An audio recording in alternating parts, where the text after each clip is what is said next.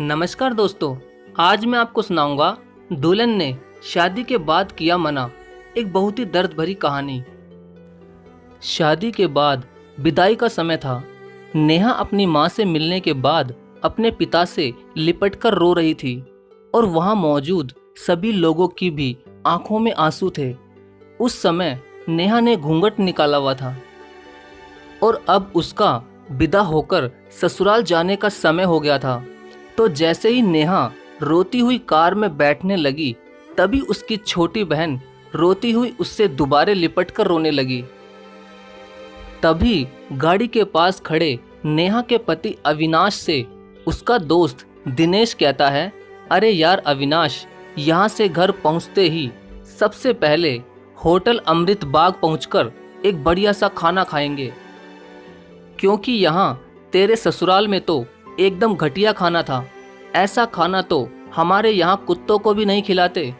तभी साथ ही खड़े अविनाश के छोटे भाई ने भी कहा, हाँ यार, यहाँ का खाना तो एकदम बकवास था और रसमलाई में तो रस ही नहीं था। ये कहते हुए वो तीनों ही जोर जोर से हंस रहे थे। तभी नेहा के पति अविनाश ने भी अपने ससुराल वालों की मजाक उड़ाते हुए कहा कि हाँ यार, मैंने भी मजबूरी में ही यहाँ का खाना खा लिया, वरना मैं तो ऐसे खाने को तो हाथ भी नहीं लगाता। और अब पक्का हम तीनों घर पहुँचते ही होटल अमृत बाग का खाना खाएंगे। अपने पति के मुंह से ऐसी ऐसी बातें सुनकर नेहा कार में बैठती बैठती रुक गई और उसने गुस्से में सबके सामने अपना घूंघट हटाते हुए कार के दरवाजे को जोर से बंद किया और आंखों में आंसू लिए नेहा अपने पिताजी के पास चली गई और उनका हाथ पकड़कर उनसे कहा कि पिताजी, मैं ससुराल नहीं जाऊंगी, मुझे ये रिश्ता बिल्कुल मंजूर नहीं है। ये बात नेहा ने इतनी जोर से कहा कि सब लोग उसकी बात सुनकर हक्के बक्के रह गए।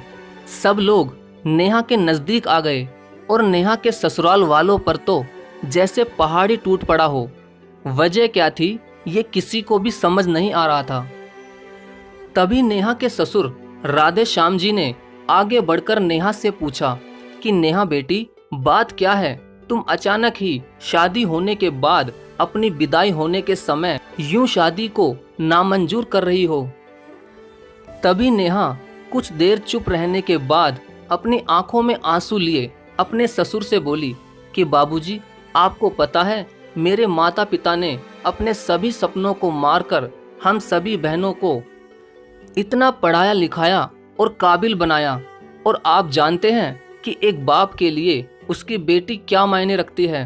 वैसे आप और आपका बेटा कभी नहीं जान सकते, क्योंकि बाबूजी, आपके घर में तो कोई बेटी है ही नहीं। और आप जानते हैं, मेरी शादी में आने वाले बारातियों के लिए खाने पीने की एक भी कमी ना रह जाए, इसलिए मेरे पिताजी पिछले 3 महीने से रात को 2 से 3 बजे तक जागकर मेरी माँ के साथ ये योजना बनाते थे कि रसोइया कौन होगा और खाने में बारातियों के लिए किस किस तरह का खाना बनवाना है और बारातियों को कहाँ बिठाना है, ताकि कहीं किसी को बुरा ना लग जाए। और शायद आप नहीं जानते कि मेरी माँ ने पिछले 1 साल से एक भी नई साड़ी नहीं खरीदी, क्योंकि मेरी शादी में पैसों की कोई कमी ना हो जाए। और आज भी मेरी शादी में भी मेरी माँ मेरी बड़ी बहन की साड़ी पहनकर खड़ी है। और ये तो कुछ भी नहीं, मेरे पिताजी भी 150 रुपये की इस शर्ट के नीचे कई छेद वाली बनियान पहनकर खड़े हैं। और ये सब सिर्फ इसलिए ताकि मेरी शादी में कोई कमी ना रह जाए। लेकिन इतनी मेहनत करने के बावजूद भी आज इस शादी में आपके बेटे को रोटियां ठंडी लगी, उसके दोस्त को पनीर बकवास लगा और मेरे देवर जी को रसमलाई में तो रस ही नहीं मिला। और तो और मेरे पति अविनाश जी तो कह रहे थे कि वो तो ऐसे खाने को हाथ भी नहीं लगाते, बस उन्होंने तो मजबूरी में ही ये खाना खा लिया। अगर सब कुछ इन्होंने मजबूरी में ही खाया है तो इसकी क्या गारंटी है कि मुझसे शादी भी ये अपनी खुशी से ही कर रहे हैं। कल को अविनाश जी ये भी कह सकते हैं कि मुझसे भी इन्होंने मजबूरी में ही शादी की है। और नेहा रोते हुए अपने ससुर से ये भी कह रही थी कि जिस माता पिता ने मेरी शादी में दिन देखा न रात, बस शादी की तैयारियों में लगे रहे, उन माता पिता पर आज आपके बेटे और उनके दोस्त यूं जोर जोर से हंस रहे हैं और उनकी इतनी बेइज्जती कर रहे हैं। क्या आपके घर में माता पिता की इतनी ही इज्जत होती है? तभी नेहा के ससुर ने कहा कि बेटी, इतनी छोटी सी बात पर तुम इतना नाराज हो गई। तो नेहा ने अपने ससुर की बात को काटते हुए कहा कि बाबूजी, ये छोटी सी बात नहीं है। अगर शादी के बाद मैं भी आपकी इज्जत ना करूं तो आपको कैसा लगेगा?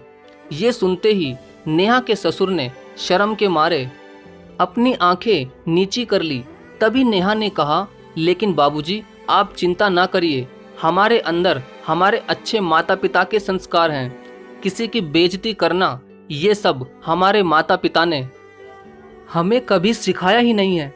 ये सुनते ही नेहा के पिताजी दयाशंकर जी ने आंखों में आंसू लिए अपनी बेटी को गले से लगा लिया और उससे कहा कि बेटी, मुझे गर्व है कि तू मेरी बेटी है और अब तू शांत हो जा बेटी।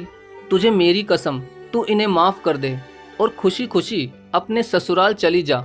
तभी नेहा का पति अविनाश भी नेहा के पिताजी और नेहा से हाथ जोड़कर माफी मांगता है और ये कहता है कि बाबूजी, मुझे माफ कर दो, सारी गलती मेरी है, लेकिन आज आपकी बेटी ने मुझे एक पिता की इज्जत करना सिखा दिया और आज के बाद मैं हर किसी के माता पिता की हमेशा इज्जत करूंगा। उसी वक्त नेहा के ससुर राधे श्याम जी भी आगे आकर अपनी बहू नेहा के सर पर हाथ रखकर कहते हैं कि मैं तो बहू लेने आया था, लेकिन ईश्वर बहुत कृपालु है, उसने मुझे बहू के रूप में एक बेटी दे दी और वो भी इतने अच्छे संस्कार वाली, जो कि माता पिता का भी इतना सम्मान करती है।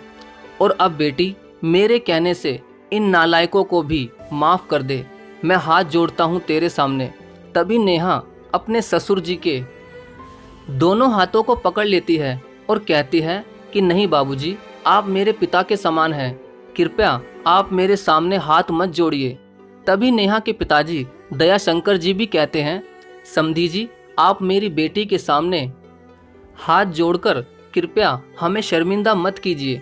मेरी तो आपसे बस इतनी ही प्रार्थना है कि हमेशा आप मेरी बेटी को अपनी ही बेटी समझना और इससे कभी कोई गलती हो जाए तो इसे माफ़ कर देना। तो राधे श्याम जी ने अपने समधी दयाशंकर जी का हौसला बढ़ाते हुए कहा कि आप बिल्कुल चिंता मत करिए, बल्कि अब तो नेहा बेटी ही हमारे पूरे घर को संभालेगी और अब ये ही हमारे घर की लक्ष्मी है।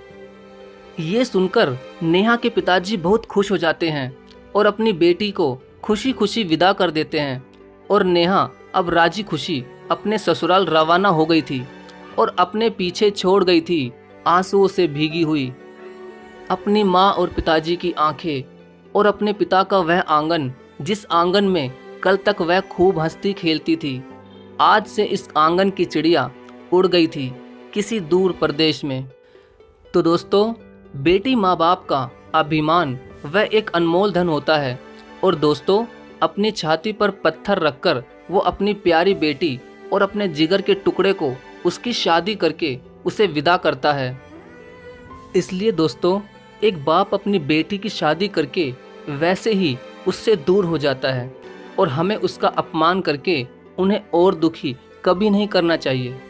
अगर दोस्तों आपको ऐसी ही कहानियाँ सुनना पसंद है तो प्लीज़ चैनल को सब्सक्राइब जरूर करें और हाँ दोस्तों, सब्सक्राइब करने के बाद बेल नोटिफिकेशन का बटन जरूर दबाएं ताकि हमारी आने वाली वीडियो आपको सबसे पहले मिले।